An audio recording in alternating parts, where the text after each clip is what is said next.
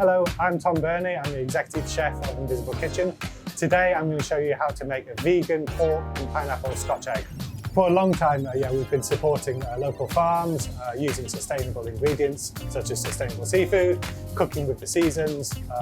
So a natural part of that ethos of cooking is using more plant-based ingredients.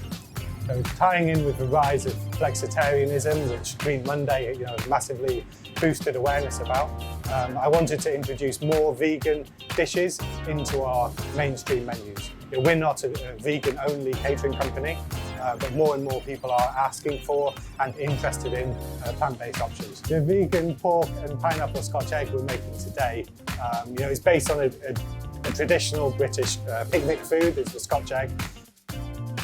We've been making very cute Scotch eggs with sustainable pork and eggs for a long time. So an egg and pork based snack was one of the first things we looked at as how to transfer into a vegan recipe.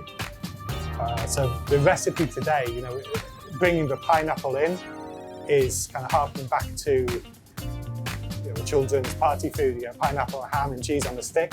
So kind of taking that combination, which may not be the most sophisticated, but it's a lot of fun, and recreating the pineapple and ham. It's a party food, it's a sharing snack.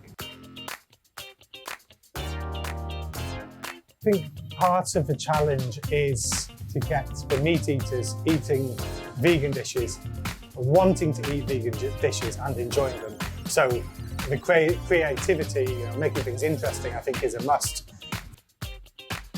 Most of our customers are meat eaters, and to have them actually want to try something, we need to make it interesting. The easy starting point for all plant-based meats is just simply substituting for your normal, traditional meat recipes. I recently spent a month eating and cooking plant-based food only. I did a month as a vegan, and the aim for me was to find substitute ingredients that I can go back to my chefs in my kitchen and tell them basically a set of rules. For any recipe, if you come across cream, you substitute for almond milk.